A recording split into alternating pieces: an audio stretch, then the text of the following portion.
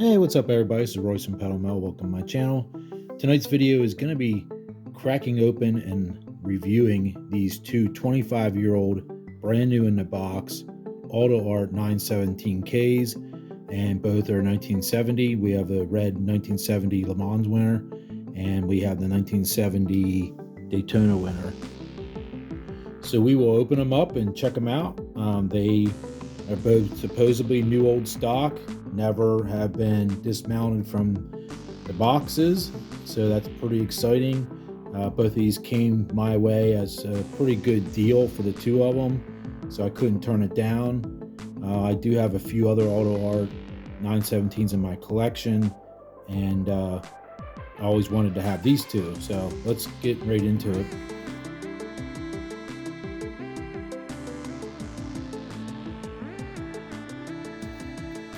So this is how they would have came, mounted on a plastic base.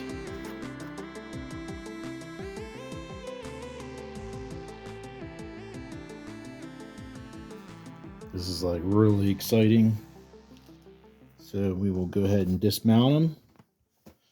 All right, I'm gonna put on my new IXO gloves. These came with my IXO 917 kit, and it's probably a good idea because of my finger oils and whatnot, handling these cars, especially the old decals on these are really fragile, so you just got to be really careful. But this is really awesome to see two of these in brand new condition. That one was already cut, so maybe doesn't look like this was ever dismounted. And then this would have came to hold the front compartment lid on there. Let's see if we can get this strap cut. I want to make sure I don't lose those. But they just fall. Yeah, the fronts just fall open. That's weird. This one doesn't. That's weird. That one wasn't finished from the factory. I'd never seen that before. It should have the braking components in there. That's a really unusual flaw for an AutoArt to be missing the master cylinder and or all the brake components and the two brake reservoirs and the windshield washer bottles missing. That's really unusual. That is a flaw that I'd never seen with an AutoArt. Usually the quality control on them was top notch back in the day. Very unusual to see that.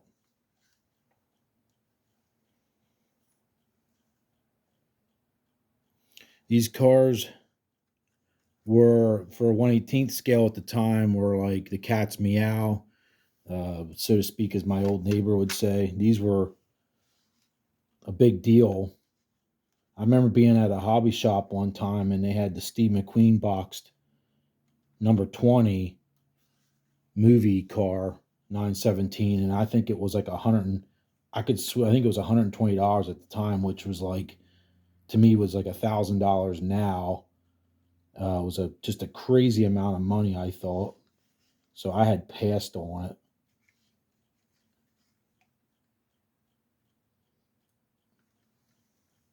For the most part, these are fairly accurate in their colors, with the gray door sills, gray inside the doors.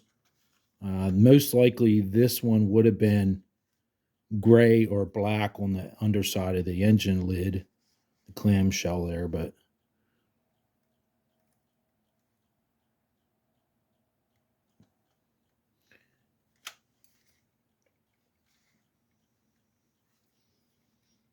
the paint was always really good on AutoArt cars, and they still are. AutoArt does still produce cars now, and a lot of JDM things, I would say, mostly, but let's check this one out. So here's how it's supposed to look.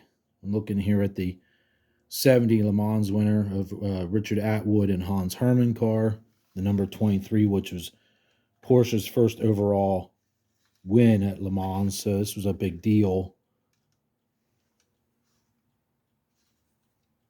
this one had the Goodyear tires. The JWA John Wire Racing Team, I believe they always mostly used Firestone tires on the Golf Porsches. To represent the magnesium, they used like a gray plastic there. It doesn't look too bad. All flat bottom. Not a whole lot of detail on the back side. I'll show you. I have one that I probably shouldn't have done what I did to it, but I was a lot younger and you could get them cheap back in the day. I took the purple short tail hippie 917 from AutoArt and I detailed it up and repainted it and made it into a prototype, which I'll show a little bit later. Let's get these up on the turntable. I think for the time period, though, these were pretty top notch. Now I would say you can get the Norev, but I believe they might be closed body. You can get Norev and some other companies, I believe, that are pretty comparable. Might be even better exterior wise, but a lot of them do not have the opening parts like the AutoArt, which is I always thought was cool on these.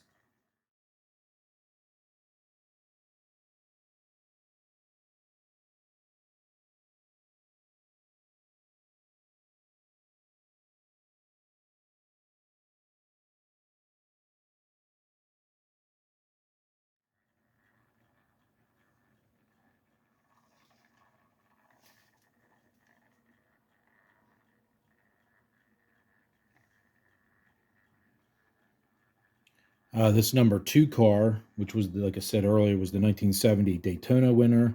That was driven by Leo Kininoon. I'm not even sure if I'm saying his last name right. And Pedro Rodriguez.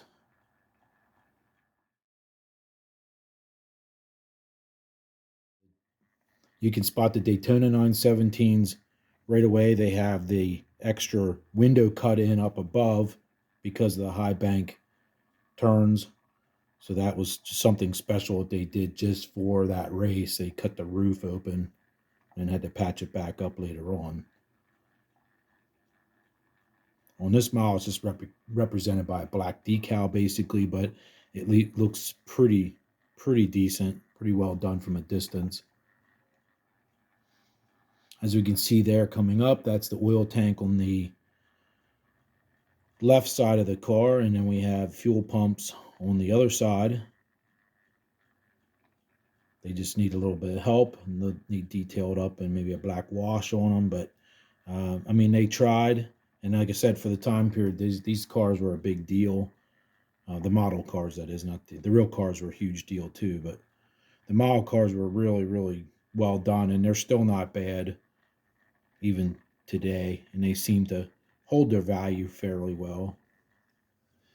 This actually has the 1971 roll bar, which would have been to race in 71. They had to add this silver shown here, these 2 support bars, and then this roll bar hoop.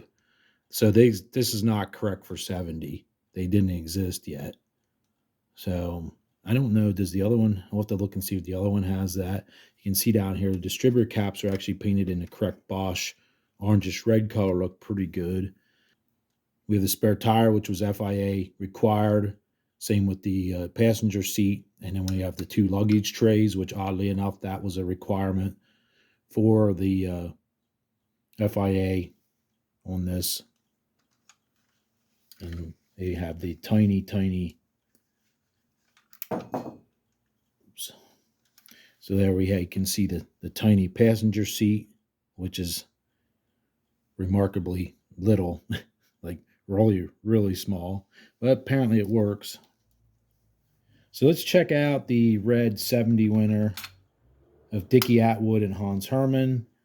I want to look at that one more time and just see out of curiosity, does that have the 71 roll bar? Yes, it does. So that's not correct. This car would have won in 70, it would not have had those 3 aluminum shiny bars like that. That would not have existed.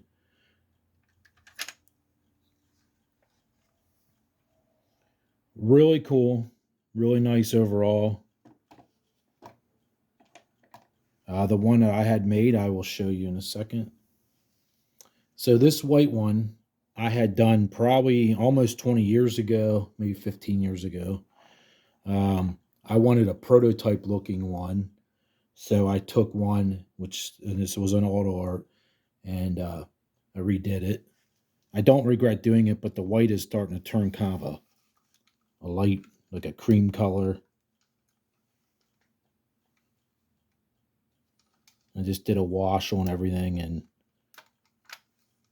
did the exhaust in the correct colors. Oh, there goes, almost went on the floor.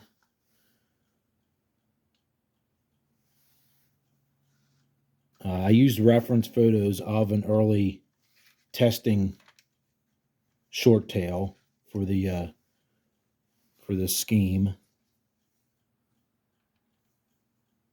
I did put cloth seat belts in it, or harness, I should say. Probably gonna be hard to see that there. Painted the switches and knobs on the dash, and added a duck in there for the driver cooling. Probably can't really see it there, but it's in there.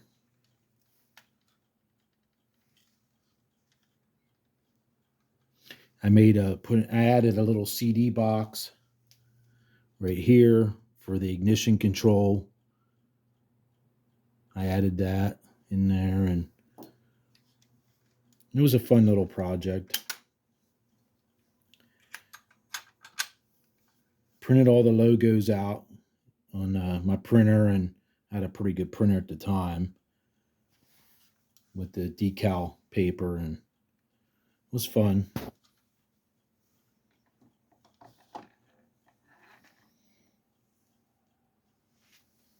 But we'll get that out of there and bring in the 2 stars.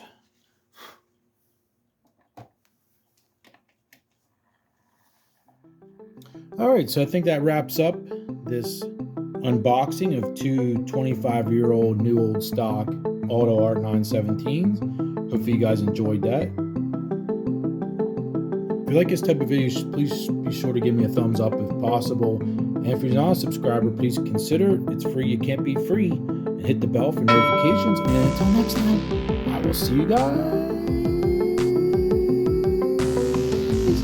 You guys have a good night. Talk to you soon. All right. Bye now.